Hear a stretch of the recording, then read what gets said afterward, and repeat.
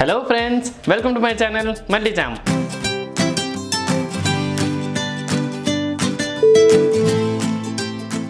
మన మల్టీ ఛాంప్లో ఇవాల్టి స్పెషల్ తెలుగువారికి ప్రీతికరమైన మిర్చి బజ్జీ. ఈ మిర్చి బజ్జీని ఈ రైనీ సీజన్లో వేసుకొని తింటుంటే ఆహా సూపర్ ఉంటుందండి. ఈ మిర్చి బజ్జీని క్రంచీ అండ్ టేస్టీగా మా టిప్స్తో జాగ్రత్తగా ఫాలో అవుతూ తయారు చేసుకోండి. ఎంత బాగుంటాయో మరి తయారు చేసుకుందామా? Let start. ఇప్పుడు ఒక్కొక్క మిర్చిని తీసుకొని చూడండి, నైఫ్తో ఈ విధంగా చూసారా ఈ విధంగా, అంటే ఈ కార్నర్ కాస్త విడిచిపెట్టి మిడిల్లో ఇలా గంట పెట్టుకొని లోపల ఉన్న గింజల్ని ఇలా తీసేయాలి. ఒకవేళ మీకు అవసరం లేదు, గింజలు ఉన్నా పర్లేదు అనుకుంటే ఉంచుకోవచ్చు. చూసారా, ఈ విధంగా గింజలను తీసేయండి. ఓకే, ఇదే విధంగా మిగతా మిరపకాయని కూడా చూపిస్తాను ఇంకోసారి చూడండి. దాన్ని జస్ట్ అంతేనండి, మరీ ఎక్కువ అక్కర్లేదు, జస్ట్ ఇలా అంటే సరిపోతుంది. ఓకే ఫ్రెండ్స్, ఇదే విధంగా అన్ని మిర్చిల్ని ఇలా తయారు చేసుకొని పక్కన పెట్టుకుందాం. చూడండి ఫ్రెండ్స్, అన్ని మిరపకాయలని ఇలా చీల్చుకొని పెట్టుకున్నాను కదా. ఇప్పుడు మనం నెక్స్ట్ స్టెప్ ఏం చేయాలో చూసేద్దాం. ఇప్పుడు ఒక బౌల్లో చిన్న నిమ్మకాయ సైజ్ అంతా చింతపండు తీసుకొని నీళ్లు పోసి నానబెట్టుకున్నట్లయితే కనుక ఇలా కాసేపటి ఒక 15 మినిట్స్ తర్వాత పిసికేసి ఇలా గుజ్జులా తీసుకోవాలండి. ఇందులో ఇప్పుడు ఒక గూటం తీసుకొని ఇందులో 1 టీ స్పూన్ వామును వేసుకుందాం. 1 టీ స్పూన్ వరకు వామును వేసుకొని దీన్ని కాస్తగా దంచుకుందాం.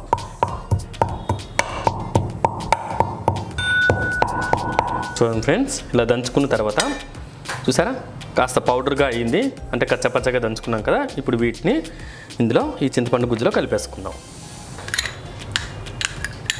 చూసారుగా, ఇలా కలిపేసుకున్న తర్వాత మనం ముందుగా చీల్చుకొని పెట్టుకున్నాం కదా ఈ మిరపకాయల్ని ఈ మిర్చిలోకి ఈ చింతపండు గుజ్జుని లైట్గా ఫిల్ చేసుకోవాలి. మరీ ఎక్కువ అక్కర్లేదండి, చూడండి నేను చూపిస్తున్నాను, లైట్గానే.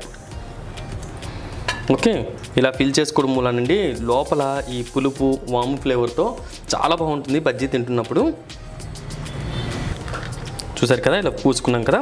ఇదే విధంగా మిగతా మిరపకాయలన్నింటినీ ఇలా పూసేసుకుందాం. చూడండి ఇంకోసారి చూపిస్తాను, కొంచెమే చూసారా, మరీ ఎక్కువ తీసుకోలేదు, జస్ట్ ఇలా తీసుకొని ఇలా స్టఫ్ చేసుకోండి. అప్పుడు మిర్చికి వాము ఫ్లేవరు చింతపండు ఫ్లేవరు పట్టి పుల్లగా పైనుండి క్రంచీగా సూపర్గా ఉంటుందండి మన బజ్జీ. ఈ రైనీ సీజన్లో మిరపకాయ బజ్జీలు తింటుంటే సూపర్గా ఉంటుంది కదండి, అందరికీ ఇష్టమే. కాబట్టి మీకోసం స్పెషల్లీ ఈ మిరపకాయ బజ్జీలను చేసి చూపిస్తున్నాను. ఈ టిప్స్ని తప్పకుండా ఫాలో అవుతూ ఒకసారి ట్రై చేయండి, ఎంత బాగుంటుందో మీరే అంటారు.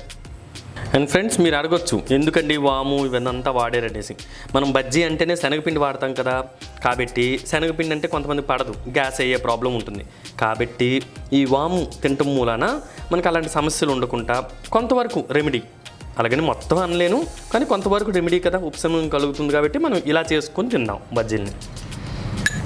ఇదే విధంగా మిగతా మిర్చీలను కూడా స్టఫ్ చేసేసుకుందాం. చూడండి ఫ్రెండ్స్, మనం మిర్చీలన్నింటినీ స్టఫ్ చేసుకున్నాం కదా. ఇప్పుడు దీనికి మనం బ్యాటర్ని తయారు చేసుకుందాం. ఈ బ్యాటర్ కోసం ఒక బౌల్ తీసుకుందాం.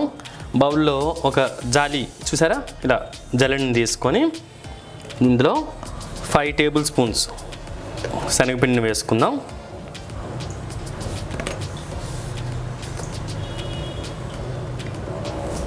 దీన్ని బాగా జల్లెడ పట్టించుకుందాం. ముందుగా చూసారుగా, ఈ శనగపిండి అంతా జల్లెడ పట్టించుకున్నాం కదా. ఇప్పుడు ఇందులోనే 1 టీ స్పూన్ వరకు బియ్యం పిండిని కూడా వేసుకొని జల్లించుకుందాం. ఇలా జల్లెడ పట్టించుకోవడం వల్ల ఏంటంటే మన బజ్జీలు అనేది క్రంచీగా వస్తాయి ఫ్రెండ్స్. కాబట్టి కాస్త జల్లెడ పట్టించుకోండి, అప్పుడే బయట నుండి క్రంచీగా ఉంటాయి.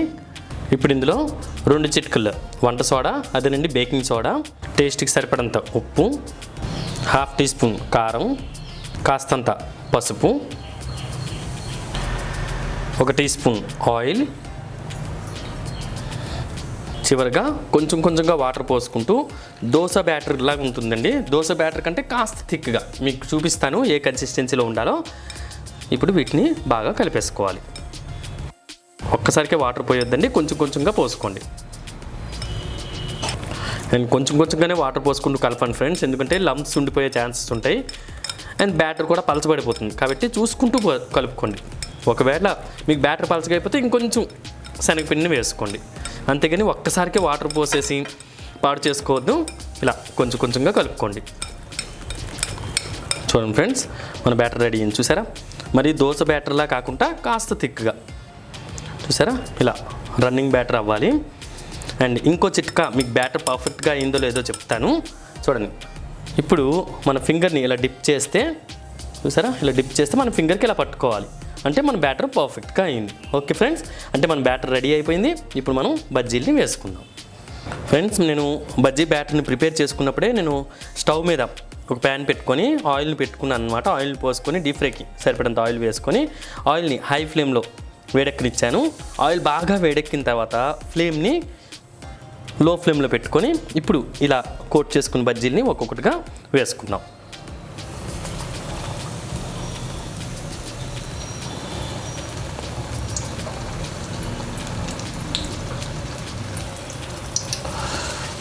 చూసారు కదా, ఇదే విధంగా మిగతా బజ్జీలను కూడా వేసుకుందాం. చూడండి ఫ్రెండ్స్, బజ్జీలను వేసుకున్నాం కదా.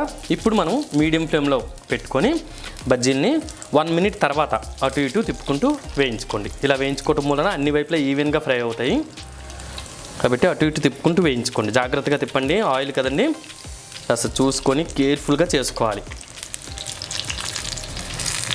చూసాక ఫ్రెండ్స్, మంచి రంగు వస్తున్నాయి. ఇంకాస్త రంగు వచ్చే వరకు మనం వేయించుకుందాం. మంచి రంగు వచ్చిన తర్వాత ఒక టిష్యూ నాప్కిన్ ప్లేట్లోకి వీటి తీసుకుందాం. చూసాక ఫ్రెండ్స్, మంచి కలర్ వచ్చాయి మన బజ్జీలు. ఇప్పుడు ఒక జాలి గట్లోకి తీసుకొని ఎక్సెస్ ఆయిల్ని మొత్తం ఇలా పోనిద్దాం. ఎక్సెస్ ఆయిల్ పోయిన తర్వాత ఒక టిష్యూ నాప్కిన్ ప్లేట్లోకి తీసేసుకుందాం. ఇదే విధంగా మిగతా బజ్జీలను కూడా మనం వేసుకుందాం.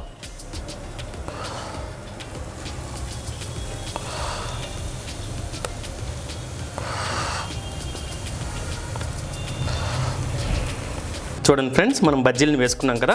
ఈ బజ్జీలు వేసుకోగా కాస్త బ్యాటరీ ఇలా మిగిలింది కదా. ఇప్పుడు ఈ బ్యాటరీని మామూలుగా అయితే పడేయలేం కదా, కాబట్టి ఇందులో 2 మీడియం సైజ్ తరిగిన ఉల్లిపాయలు, 4 పచ్చిమిరపకాయల చీరికలు, కొన్ని కరివేపాకు రెబ్బలు వేసుకొని వీటన్నింటినీ బాగా కలిపేసుకుందాం. ఇదేంటని అనుకుంటున్నారా, మన కోస్తా ఆంధ్ర వారి స్పెషల్ మెత్తని పకోడీ. చాలా టేస్టీగా ఉంటుందండి. మెయిన్గా కోస్తా ఆంధ్ర సైడ్ అంతా గట్టి పకోడీ కంటే మెత్తని పకోడీ బాగా ఇష్టపడతారు ఫ్రెండ్స్. మరి వీటిని మెత్తని పకోడీలా అదే ఆయిల్లో అదే ప్యాన్లో వేసుకుందాం. చూసారు ఫ్రెండ్స్, మన ఇది రెడీ అయింది. ఇప్పుడు మనం వీటిని పకోడీలా వేసుకుందాం. చూడండి, ఈ విధంగా చిన్న చిన్న పునుగుల్లా వేసుకోవాలి. గట్టి పకోడీ కంటే ఈ మెత్తని పకోడీ బాగా ఇష్టపడతారండి. అండ్ చాలా చాలా టేస్టీగా ఉంటాయి ఫ్రెండ్స్. ఇవి ఈవినింగ్ స్నాక్స్గా టీ టైంలోకైనా చాలా బాగుంటాయి. డెఫినెట్గా ఇది కూడా ట్రై చేయండి. మన బజ్జీ బ్యాటర్ మిగిలిపోయిన వెంటనే ఇలా వేయండి, ఎంత బాగుంటాయో. వేడివేడిగా మిరపకాయ బజ్జీలు, అలాగే మెత్తని పకోడీ ఆస్వాదించండి. అండ్ మీకు ఎలా కుదిరిందో మాకు కామెంట్ తప్పకుండా చేయండి. ఓకే, మీకు ఏది నచ్చింది ఈ 2 ఐటమ్స్లో, అంటే బజ్జీలు, మిరపకాయ బజ్జీలు నచ్చాయా లేకపోతే మెత్తని పకోడీ నచ్చిందా, ఏది నచ్చిందో కూడా కామెంట్ చేయండి. మెత్తని పకోడీ వేసిన తర్వాత 1 to 2 మినిట్స్ ఆగి ఇలా కంటిన్యూస్గా కలుపుకుంటూ వేయించుకుంటే అన్ని వైపులా ఈవెన్గా ఫ్రై అవుతాయి. ఇప్పుడు చూడండి ఫ్రెండ్స్, మన పకోడీ మంచి కలర్ వచ్చాయి. వీటిని ఒక టిష్యూ నాప్కిన్ ప్లేట్లోకి తీసేసుకుందాం.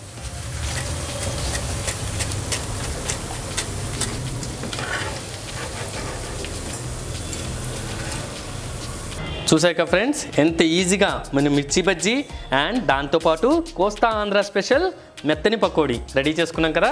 మరి మీరు కూడా ట్రై చేసి ఈ 2 మీకు ఎలా కుదిరాయో మా కామెంట్ సెక్షన్లో తప్పకుండా తెలియజేయండి.